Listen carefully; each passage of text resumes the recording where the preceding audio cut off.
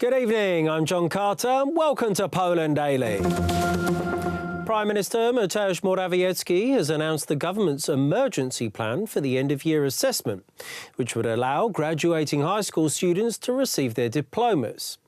Under the new plan, the director of the school will have the right to conduct the assessment.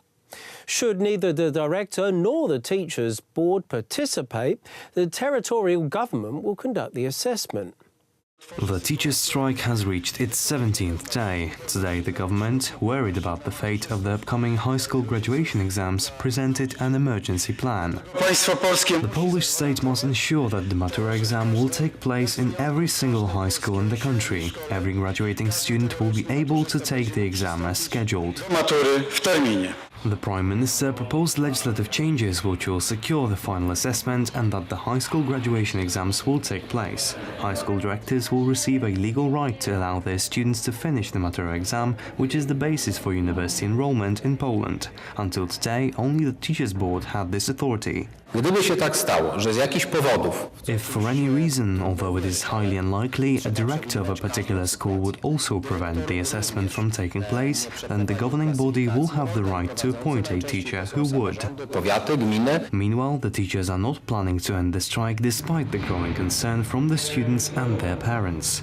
The Polish Teachers Association announced yesterday that the organization of the Matura exam is the responsibility of the politicians, not the teachers. Moreover, the association rejected the government's invitation to join the roundtable talks scheduled for Friday. Everyone, including Mr. Broniarz and Mr. Schetyna, should appeal to the teachers to allow their graduating high school students to write their exams. Students should never be used as pawns in this dispute between the unions and the government. At the moment, it remains unknown how long the protests will last. The decision on how to proceed with the strike will be made tomorrow. The Parliamentary VAT Fraud Commission has heard the testimony of Janusz Piechoczinski, the former Minister of Economy between 2012 and 2015. Piechoczinski confirmed that he was aware of VAT fraud via illegal fuel import and trade. At the time, he spoke to a number of government officials and read reports about the issue.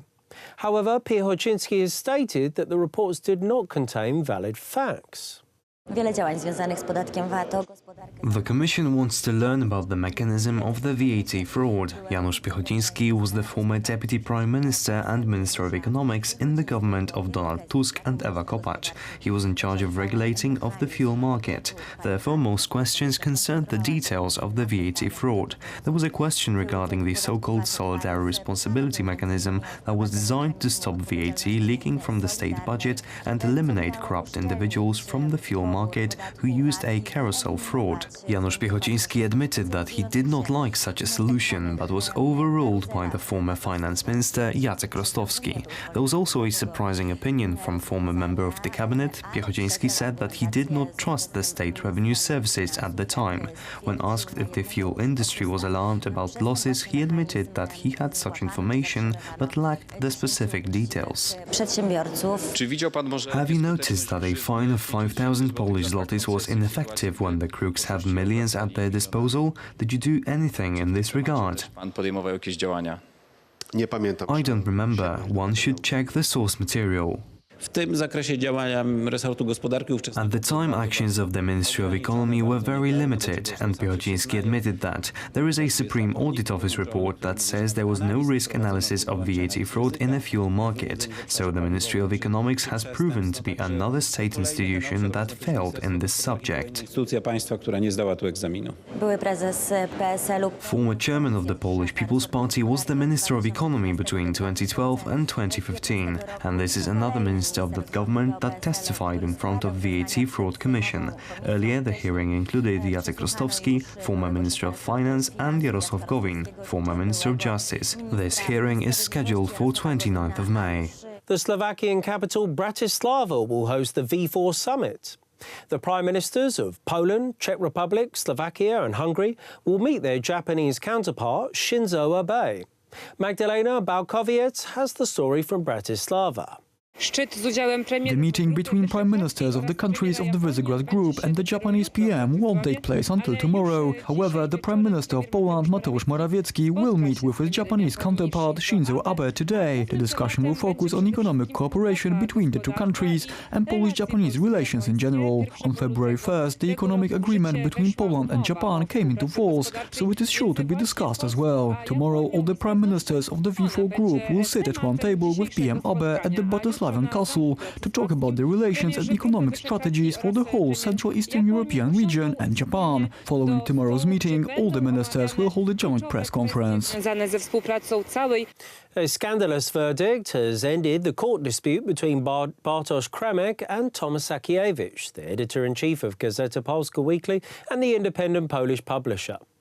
Kramek, the head of the Open Dialogue Foundation, sued Sakiewicz and the independent Polish publisher for an allegedly slanderous cover of the Gazeta Polska magazine. The court gave its verdict after only an hour, overruling all the motions to provide evidence. The Warsaw Regional Court overruled all the evidence motions during yesterday's trial and ordered the publication of an apology, as well as 10,000 zloty compensation payment from Tomasz Sakiewicz and the independent Polish publisher. I order Tomasz Sakiewicz and the independent Polish publisher to publish an apology regarding the matter at their expense in up to 14 days from the validation of the sentence. The apology is to be written as follows. The independent Polish publisher and Tomasz Sakiewicz, serving as the editor-in-chief of Gazeta Polska, hereby apologize to Mr. Bartosz Kramek for publishing on August 16, 2017, a photo montage on the cover of Gazeta Polska using the image of Mr. Bartosz Kramek. The aforementioned publication violates the personal interest of Mr. Bartosz Kramek, especially his dignity, good name and image. The apology has been published due to the lost court trial. The independent Polish publisher and Tomasz Sakiewicz.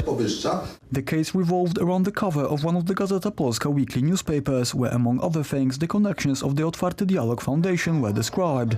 The sentence hasn't come into force yet. Attorney Sławomir Sawicki, representing Tomasz Sakiewicz and the independent Polish publisher, announced that they will be making an appeal. Bardzo kontrowersyjne. We will be appealing the decision. In my opinion, it's very controversial and unacceptable to state that a German uniform is where pastiche ends. I believe it's important to look at the full context. The chairman of the Otwarty Dialog Foundation's board, Bartosz Kramek, was pleased with the sentence. We agree with the judge's evaluation. A certain line of political discourse was crossed. We are certainly satisfied with the verdict, and I can say that this is merely the beginning. We are preparing subsequent subpoenas and subsequent court cases, since media outlets like you are giving us reasons to do so every day. Tomasz Sakiewicz, who was sued by Bartosz Kramek, also spoke about the judge's decision. Mr. Kramek gave the court immunity using the manifestations funded by Russian money. The courts in Poland can freely break the law, which they did by protecting Bartosz Kramek. The system is clear and cohesive. As long as the courts in Poland stay as they are now, people using money of Russian origin will run rampant in our country. The Otwarty Dialog Foundation is suspected of laundering money coming from Vladimir Putin's inner circle. The British Sunday Times Daily wrote about the charges made against the foundation by the Moldovan Parliamentary Commission regarding £1.5 million, which was allegedly accepted by the foundation. The money supposedly originated from the Russian military institution. Thank you very much for joining us here this evening at Poland Daily. I'm Jon Carter. Stay tuned after the break for Poland Daily weather. It's followed by the business, culture, history and finally the travel.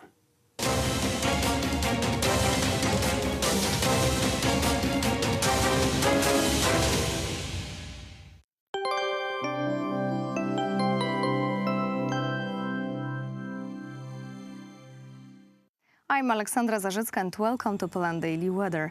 Let's take a look at the forecast for tonight.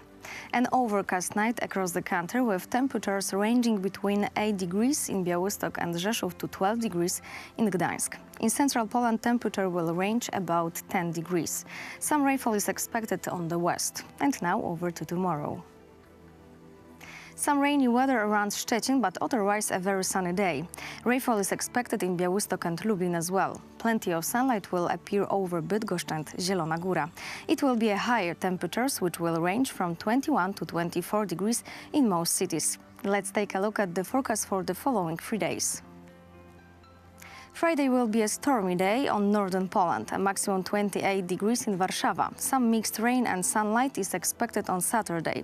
On the southeast will appear some thunderstorms, a maximum 22 degrees in the northeast. And on Sunday, pressure will grow up, alternating sunny and overcast weather across the country with lower temperatures, a maximum 16 degrees in central Poland.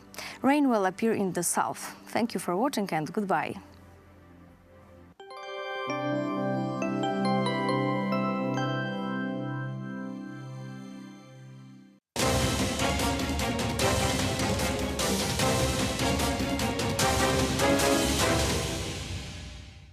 Poland Daily Business Edition, and our guest tonight is Professor Zbigniew Krysiak of Warsaw School of Economics. Sir, welcome to the show. Yeah, nice to be and here. Let us talk about the recent data regarding Polish surplus, or rather public debt that is slightly below 0.4%. And Poland was basically 8 milliard Polish zlotys from the surplus. Yeah, exactly. So we can say that basically there is not any deficit. So this level, like around the 2 billion euros, it's almost nothing. If we compare to the, a deficit which we observe in the UK, it's around the 40 billion. And Italy or France, you have around 50, 60 billion. So, of course, the Germany has a very big surplus. It's around the 60 billion. So I would like to comment that I would be not worried about, the deficit in terms of a percentage in countries like Poland, because if you compare to the nominal level, to the nominal values, it's just nothing, and it's that very important that we are not just thinking in terms to create a surplus, because nowadays in Europe, to have some deficit, it's just a kind of investment. Okay, so Germany, I would like to comment that Germany surplus is just arriving as well to that not existing balance because of the euros. So euro is just imposing basically, on the European economy, not existing balance. So Germany is profiting and the other are losing. So if you look over the last 10 or 15 years, this flow, the cash flow, due to the European currency, is just making a profit on the side of Germany, and the losses Italy and France. It has been said many times that the euro is generally lowering the cost of capital and lowering the cost of purchases of the German products that have great value and so on. And at the same moment, the euro makes uncompetitive the economies of France, Italy, Greece, Spain to a certain level, Portugal. So that the Germans are benefiting, and their export outside of the European Union is also benefited by euro, because shall there not be a euro, the Deutsche Mark would have been twice as expensive as the euro is today. So therefore the German products wouldn't be sold with such a premium. Yeah, exactly. This, a case of a common, euro currencies, as you as well mentioned, is just creating a much more higher cost of funding, on the side of Italy and France and the other countries, and very low cost of funding, for the German government bonds, for instance. So if you compare the differences, they are from 3 to even 10 times the bigger cost of a capital on the side of France or Italy than on Germany. And this, is reflected as well in that, situation regarding the deficit on the side of the others and, current surplus in Germany. So it's basically, indicate that we need to change the model in the Europe as a whole, It cannot happen that, you know, just we measure that deficit, 3% is a limit for everybody. The deficit, for instance, for Poland, a small economy, should be much more higher, as let's say 6 or even 8%, because this, I mean, limits which were imposed by the Maastricht Treaty is creating additional imbalance. We should say a few more things, that the GDP growth in Germany was 1.3% last year versus Poland 5.1.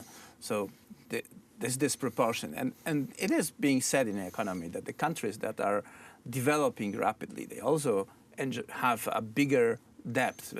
Poland sort of defies that, because 0.4% of debt is like nothing, and is the best result of in 30 years of the existence of the so-called Third Republic. Yeah, if we speak about the debt to the GDP, basically, as we can see, the Baltic countries and Romania, for instance, and Poland, we have a very low, you know, ratio of that, you know. So it of course shows that we are developing quite fast, but the big debt to the GDP ratio exists in Italy, 130%, France, 100%, 120% in Portugal. So again, what I am trying to highlight, you know, we need to change, you know, the model of the entire economy in the European Union, and as well in the euro area, because this basically creates bigger balance in the future. That's what we have today. Right. So this basically this consideration in terms of who has a higher or bigger deficit is not the right approach. And as well, we need to check, you know, how much added value, how much national profit is arriving to a particular economy, because GDP is just speaking about the general production, and much of that production, for instance, from Poland is going to Germany. I mean, profits from that production. So again, you know, I would like to say that there is a new, I mean, paradigms we need to implement and go out from that approach as we did in the past. Sir, thank you very much for this. We will definitely look at this a little bit deeper. For those of you who are interested in Professor Zbigniew Krysiak's other kind of work on reforming Europe, please visit the website or find out the Institute of Schumann Thought, and that is the source of food for thought, basically, in order on reform of the existing European Union. Am I right, sir? Yes, that's right. Okay, and very soon we will have celebrations of the Robert Schumann's thought, and you will be all invited, sir. Thank you very much for this brief conversation, and that was it for tonight's Poland Daily Business.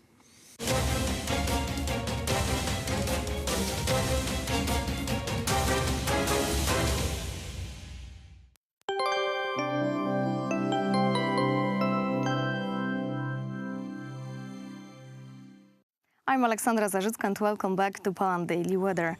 Let's take a look at the forecast for tonight. An overcast weather across the country, with temperatures ranging between 8 degrees in Białystok and Rzeszów to 12 degrees in Gdańsk. In central Poland, temperature will range about 10 degrees. Some rain is expected on the west. Let's take a look at the forecast for tomorrow. Some rainy weather around Szczecin, but otherwise a very sunny day. Rainfall is expected in Białystok and Lublin as well. Plenty of sunlight will appear over Bydgoszcz and Zielona Góra. It will be a higher temperatures, which will range from 21 to 24 degrees in most cities. Thank you for watching and goodbye.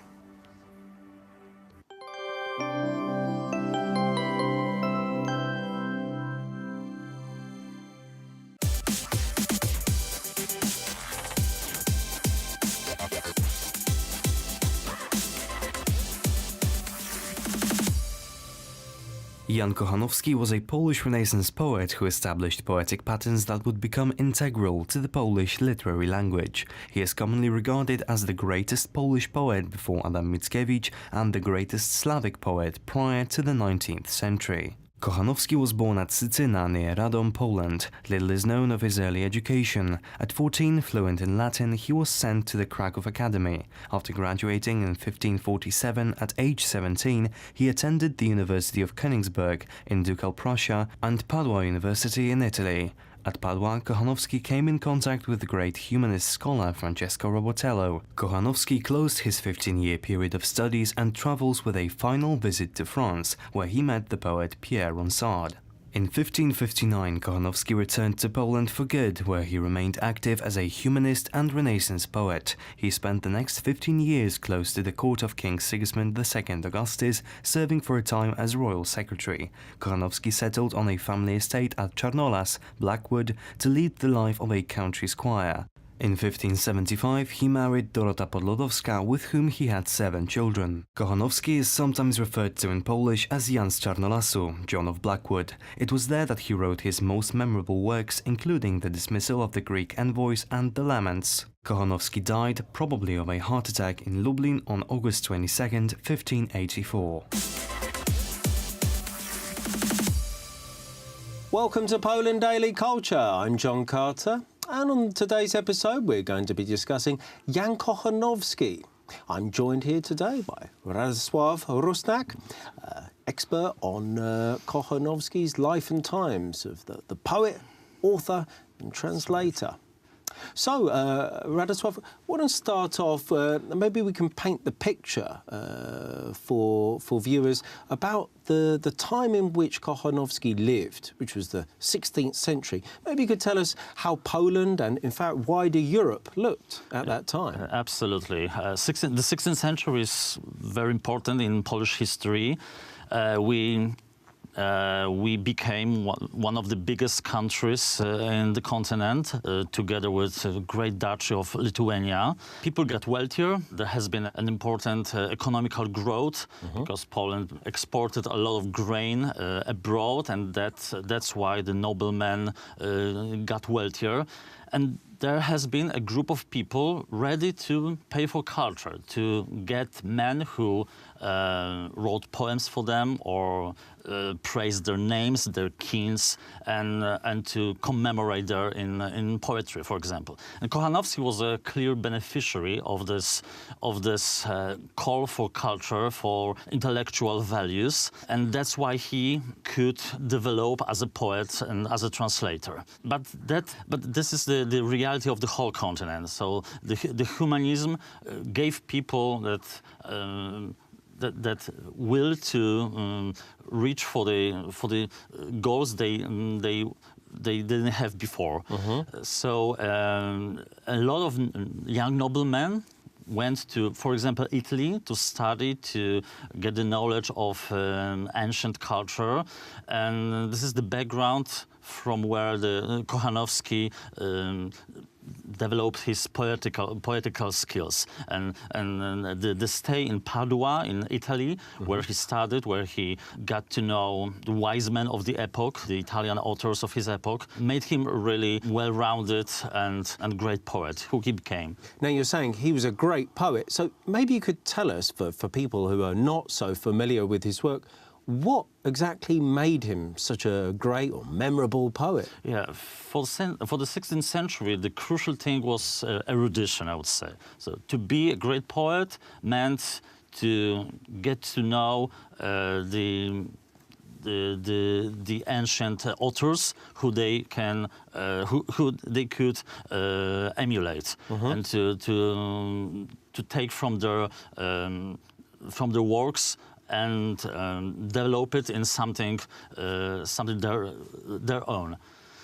And Kochanowski had an opportunity to get to know a lot of ancient works. The former authors didn't have this opportunity because of humanism. The people who really took care of preserve the works of ancient authors, and that's why he could really benefit from this and develop it into something meaningful for him and for his readers. That's what's important. He covered a lot of topics important for the society he lived in. So he didn't write only about his emotions, his experiences, but also spoke in the name of monarchy, in the name of noblemen who he represented, and he became really a national poet of the epoch. For example, talking about the state, the necessities of defending the country against the threats from abroad, for example, Turks or Moscow. So he wasn't afraid of taking topics who were important for the whole society or the noblemen of his time. So it's almost as like a social commentary as well. Absolutely, absolutely. So one thing is his private, very subjective part of his works, and the other thing, the social topics he covered. So I guess, in a sense, it's not just for people necessarily interested in the cultural aspect, but also from almost a kind of historical aspect. It might give you a kind of window into those times. Absolutely. And he was really interested in all sorts of things, all sorts of environments. He wrote poems based on the folk culture, imitating the songs of the peasants. It's called St. John's Eve and was recently translated in English. He captured a lot of ridiculous moments of his courtesan life. He spent almost 10 years at the court of Krakow, where he could meet a lot of people who he portrayed in his trifles. But also he lived a really harsh experience when his daughter died, a 4-year-old daughter, who he really thought she would be his successor in terms of making poetry. So when she died, she wrote 19 trance, who became really a national treasure and one of the most important works of the old Polish literature. So a lot of topics, a lot of things. He's a man interested in life, in many aspects. He's not anymore a religious, only religiously oriented poet as it used to be in the Middle Ages. He really enjoys life, and he shows it in so many aspects of it. How was it that he managed to relate then to all kind of different aspects of people? Because already you've kind of listed like sort of peasants and folk culture. You've mentioned noblemen, monarchy. So how was it that he had connections with the kind of whole strand of society? It must be something, this capacity of hearing things, seeing things, capturing anything what's important for him or interesting to him. So the life itself becomes a theme that's important for him. It's portrayed in so many ways, in so many different forms of poetry, both in Latin and in Polish. We should remember that he took off as a Latin poet because Latin language was much more developed in Polish of this time. So he tried first to emulate the ancient poets like Horace or Tibullus or Propertius, and then he switched to Polish to really enrich his native tongue and make a huge impact on the way his successors, the younger poets, express themselves. Yeah, so he went. Maybe we could just touch on like the way in which his sort of life panned out. Now, when did he leave Poland and move abroad? In younger years, it was common for young noblemen especially those who had sources to do that, or a financial backer who allowed to get this opportunity. So when he was in his 20s, he moved to Kaliningrad, which was a German city, a Protestant city where he studied. And then he moved to Padua in northern Italy, when he studied ancient literature, but also had the opportunity to see the world, to see the people there, see the culture, and that really influenced his works until his death. So he often mentions the Venetian harbor, or the way of the customs of Italian people, and especially his love affair of the time, which he portrayed in his elegies and then in his songs. The stay in Padua, or in Italy in general, made a huge impact on his works overall. And then moved to France and back to Poland. It was 1559 when he came back ultimately to Krakow, to Poland. So how long was that period that he was away for? A couple of years. There were 3 stays in Italy, but in total they lasted more or less 5 years.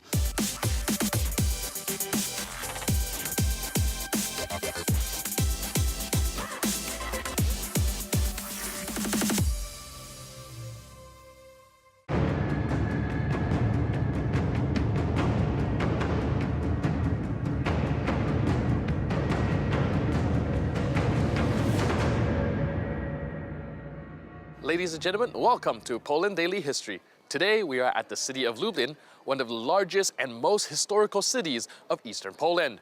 We will be speaking to Mr. Hubert Mącik, Chief Heritage Protection Officer, about some of the most beautiful buildings of Lublin and the history behind them. Sir, in your line of work, I would assume that you would be familiarized with a lot of the historical monuments and buildings here in Lublin. I was wondering if you were to tell me what are the more interesting monuments and buildings, what would you name? Z całą pewnością jednym z najbardziej interesujących I najcenniejszych zabytków Lublina. Certainly, one of the most interesting and valuable monuments of Lublin is the Dominican monastery complex. The Dominican Church is the oldest surviving church in Lublin. It dates back to the 13th century. Before Dominicans appeared here, there was a Church of the Holy Cross. It's one of the oldest sacred monuments, not only in Lublin, but also in the entire Lubelskie region. The church was rebuilt many times. The oldest part of the existing church reaches the end of the 13th century. The church was expanded in the 14th century thanks to the Casimir III the Great foundation, and then rebuilt after the fire at the end of the 17th century. At the beginning of the 17th century, the church existed in its present form. A very important fact is that the whole monastery complex is located on the south side of the church. The Dominican church is located in the old town of Lublin, one of the oldest parts settled by people. It was attached to the city walls. A particularly interesting aspect to the church is the fact that it combines all architectural styles found in Lublin. The oldest Gothic fragments of medieval architecture were unveiled during last year's conservation works conducted inside of the church. We can see the remains of the sharp Gothic arches, the church's sacristy, and also a very interesting rainbow mural on the wall, and a painting located at the entrance to the presbytery showing a fragment of Annunciation discovered last year, and very beautiful paintings from the end of the 16th century. Zwiastowania. Bardzo piękne malowidło z końca XVI wieku. Zachowany do dziś kościół ma... The church itself in its present form is a building well preserved. First of all, the church has features of architecture from the beginning of the 17th century. Back then, a large group of architects created a specific style in Lublin. It was inspired by the Italians because they were coming from Italy. It was called Lublin's Renaissance. The Dominican Church is one of the most interesting examples of the sacred architecture of Lublin and the Lubelskie region of the first half of the 17th century. It is a large three-nave church with a long presbytery, characteristic for the architecture of the monastery. Interestingly, it's surrounded by 11 chapels, including the Fillet Chapel, the Tęczyńscy Chapel and the Our Lady of Paris Chapel. The last one comes from the early 18th century. Natomiast najciekawsza kaplica Tęczyńskich została wybudowana dla... An interesting fact, the Tęczyńscy Chapel was built for the purpose of keeping the Holy Cross relic. It is a large-scale building on an oval ellipse plan that closes the presbytery of the church. Today it functions as a monastery choir. We can see excellent stucco work from Italian artist Giovanni Battista Falconi, who worked in Poland in the mid-17th century, as well as an excellent painting, The Last Judgment, painted also in the mid-17th century by Mącik, a painter living in the Lubelski region. The building itself was one of the largest Dominican monasteries in Poland. The 17th century was the golden age of this monastery. There was a university, although not referred to in that way at the time. It was a school for Dominicans. More than 100 monks attended, that's why the monastery is so big. The monastery is associated with the tradition of the Union of Lublin, which is particularly important to us this year, because we celebrate in Lublin and throughout Poland the 450th anniversary of the Polish-Lithuanian Commonwealth. In 1569, here in Lublin, Polish Sejm and Lithuanian Sejm, with their king Sigismund II Augustus, jointly concluded union that later became the basis for the functioning of the Polish-Lithuanian Commonwealth. The Sejm, on which the Polish-Lithuanian Commonwealth was signed, was held in Lublin in 1569. In accordance with tradition, a holy mass to thank God for the union was held in the Dominican monastery. The same was held at the royal castle, which was the residence of the king, while the Thanksgiving Mass was celebrated in the Dominican monastery. That's why the Dominican monastery is associated with the tradition of the Union of Lublin. Today it is one of the 3 monuments in Lublin to be awarded with the European Heritage Label Award by the European Commission. So these 3 objects, the Dominican monastery, the monument to the Union of Lublin and the Chapel of the Holy Trinity, which is the only part of the castle from the 16th century, so the time of the signing the Polish-Lithuanian Union, that survived. The monastery was closed in the 19th century and Dominicans living there were transferred to other monasteries.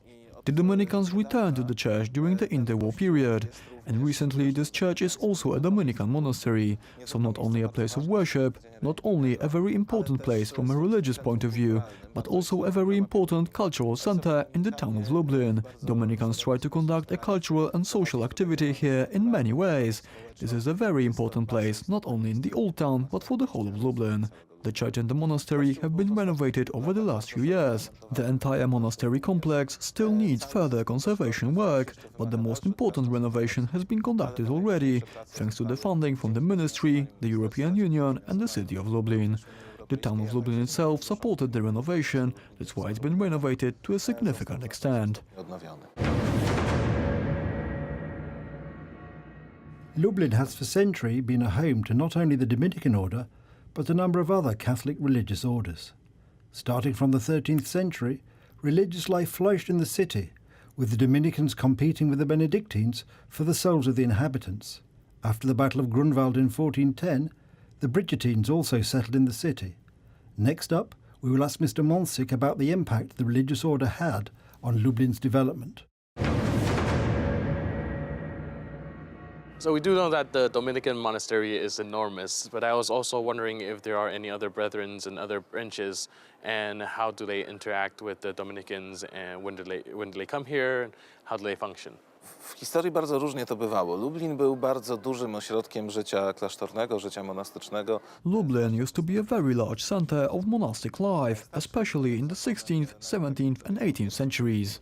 The oldest monastery that appeared in Lublin were the Benedictines, who were taking care of the Chapel of the Holy Trinity in the Middle Ages in Lublin. The Dominicans appeared in Lublin in the second half of the 30th century. We sometimes joke with the Dominicans that we have 2 oldest institutions that have been functioning since the end of the 13th century. One is the Dominicans and the other is the Lublin City Council. The first local government of Lublin was established in 1317. The Dominicans haven't been functioning longer than that, but they had a little break, because they were shut down by the Russians for some time. However, the City Council has been functioning continuously. But of course, in various circumstances, other monasteries came to Lublin in the 15th century. The first female monastery that appeared here were the Brigittines, brought here by Władysław II Jagiełło after the victory in 1410 near Grunwald. The Brigittines church has been preserved and it functions as a normal church nowadays. After the dissolution of monasteries under the Russian partition, the Brigittines never returned to Lublin. This church, founded by Jagiełło, is the oldest monument of the Battle of Grunwald. On the battlefield in 1410, Jagiełło vowed to establish the monastery of Saint Bridget, who had visions and predicted Jagiełło's victory over the Knights of the Cross. The monastery was to be built in the fields of Grunwald, but eventually it was established in Lublin in 1412.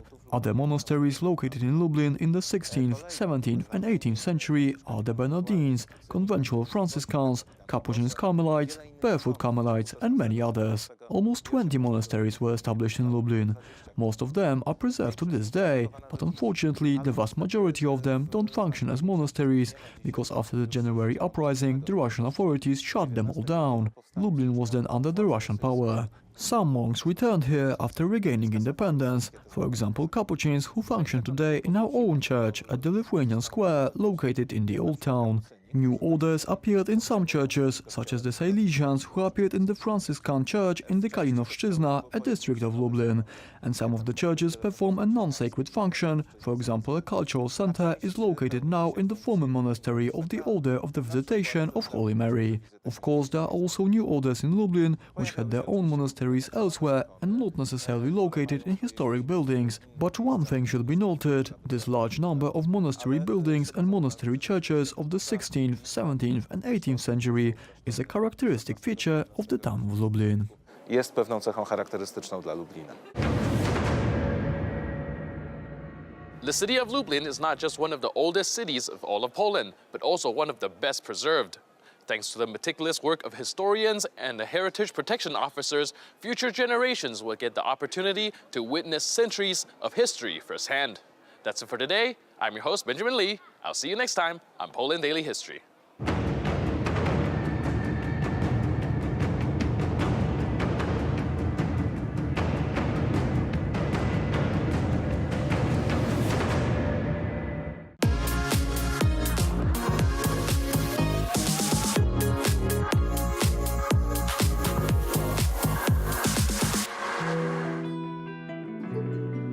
Hello, everybody, and welcome to another exciting edition of Poland Daily Travel, where you learn more about Poland here than in any other place in the world. Today, for this special edition and for the next couple of episodes, we're going to be in the studio. My guest is the loquacious and inimitable know-it-all Artur Górniewski. And we'll be examining together the greatest hits of Polish travel, places that you just won't want to miss when you come to Poland. We'll be skipping over Warsaw since we've covered it over the last few months extensively.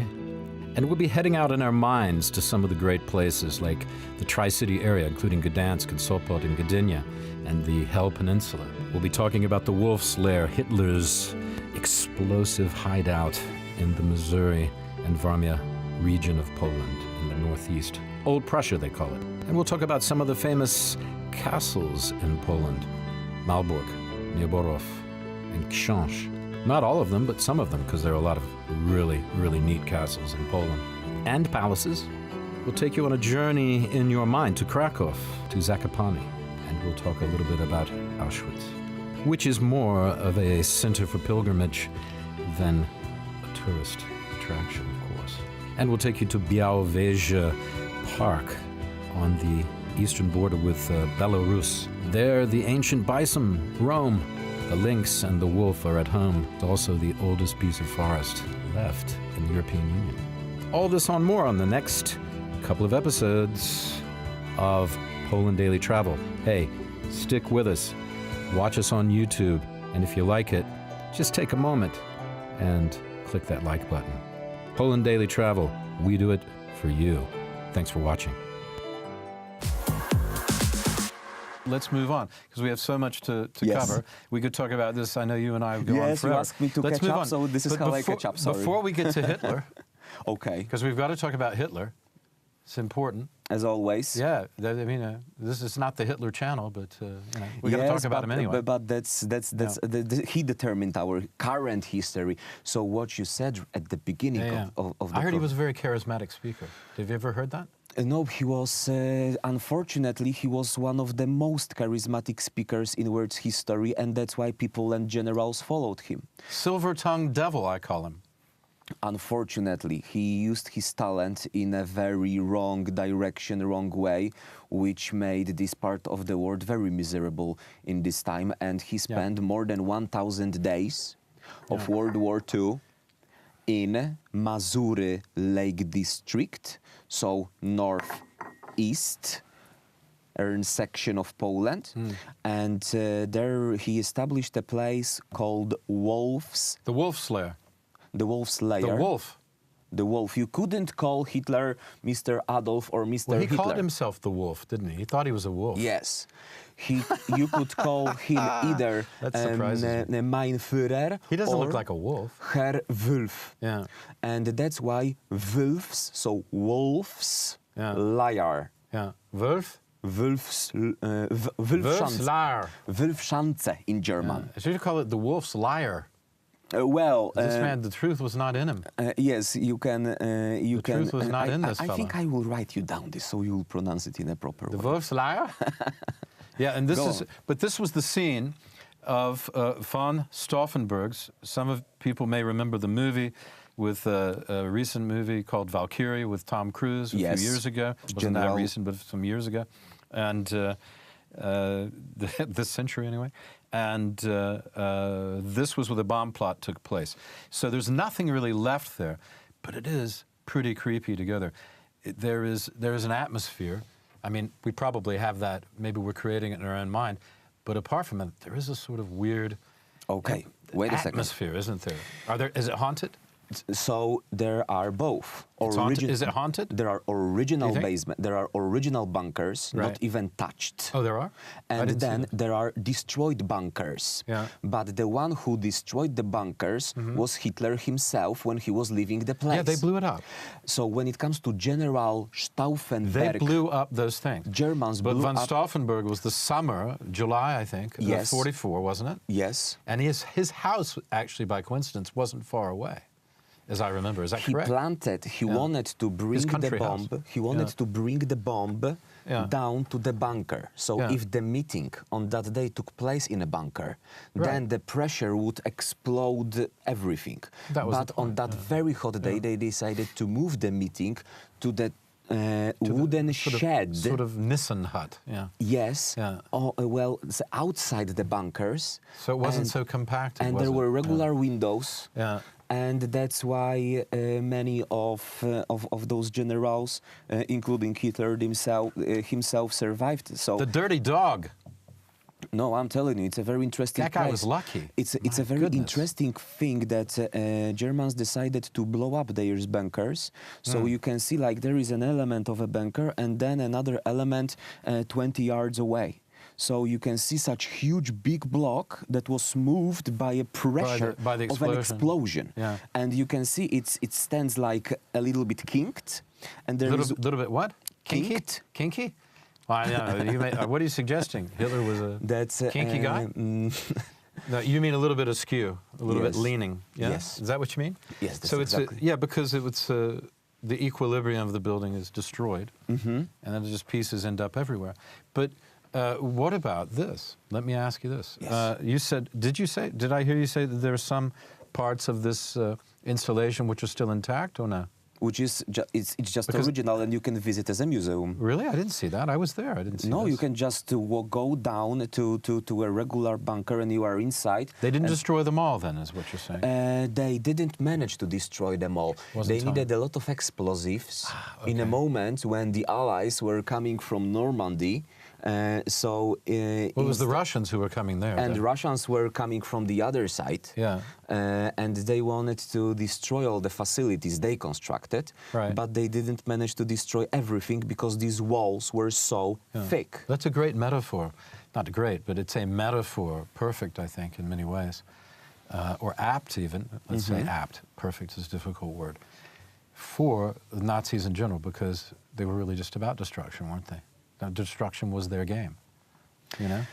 Very unfortunate topic in words history. It's 10 million Germans died during World War II. And of course, Adolf Hitler attracted German society with his way of speaking, with his philosophy, with the fact that in a year he took control almost of entire Europe.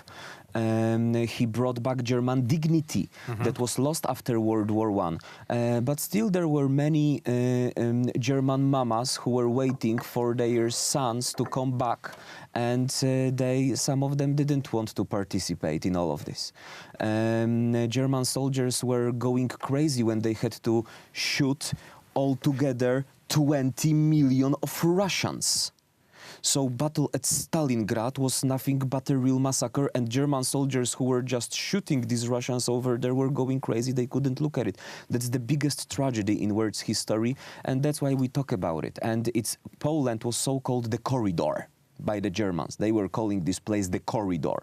So unfortunately, in this corridor, many bad things happened. We are having a lot of museums in here connected with this. And unfortunately, this is the first thing that a regular visitor thinks of. That's the only thing that happened in here. And then what followed, communism and other bad stuff. But in the medieval times, hey, let's move to this section, okay? Maybe let's talk about these beautiful buildings that were not destroyed, and palaces and Polish aristocracy, because we are having these pearls original in here in Poland. And that's an amazing stuff. Yeah. Well, I mean, I guess that's enough Hitler, but the point is that this is situated. One of the reasons he picked this place was because it was far east in what used to be Prussia, which was then, at this time, Poland.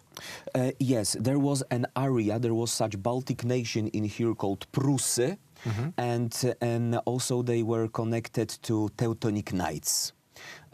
Which will lead us to Malbork. Will lead us to Malbork. So we are just which is not that far away. 1 hour and 10 minutes drive from Gdańsk to one of European biggest castles, original, not destroyed, never. Not destroyed by the German forces, not destroyed by the Russian forces, and not destroyed by the Polish kings who took over the castle from Teutonic Knights. You know how we took it over from Teutonic Knights? Yeah. We paid them.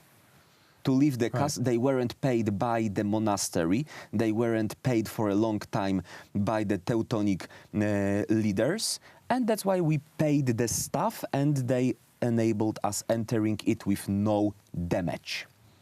Okay, so the Malbork was built in what sort of period of time? I mean, and this, let's just be clear. This is one of the prime examples of a medieval castle left in the world. I mean, it's top 5 anyway. Yes. Top 3 maybe. Yes.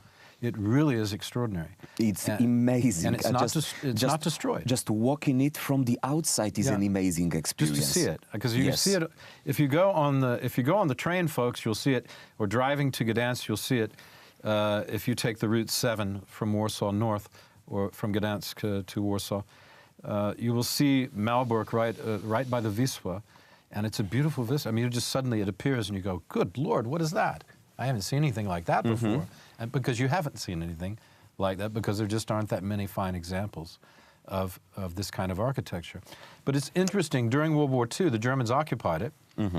They didn't destroy it because of the Teutonic history, I suppose. Because, and Adolf Hitler was coming back, or I am coming back to Adolf Hitler again. Well, we got to talk more about that. He was the one who said that they are taking the revenge of 1410 Grunwald battle when Polish Władysław Jagiełło beated Teutonic Knights in the area of Grunwald city. And Adolf Hitler was saying, destroy Warsaw, Warsaw Uprising 1944, level the city, due to the 1410 battle. Yeah, the Grunwald. Yes. Yeah, which is 1410, the Battle of Grunwald.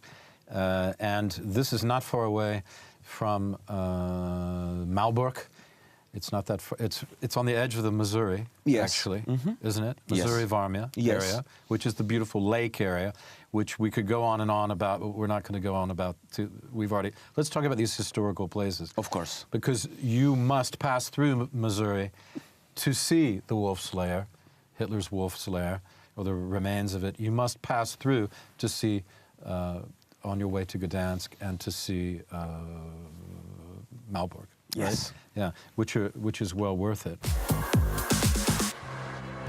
More of Poland's greatest hits on the next episode of Poland Daily Travel. Stay with us and like us on YouTube and Facebook. Poland Daily Travel. We do it for you.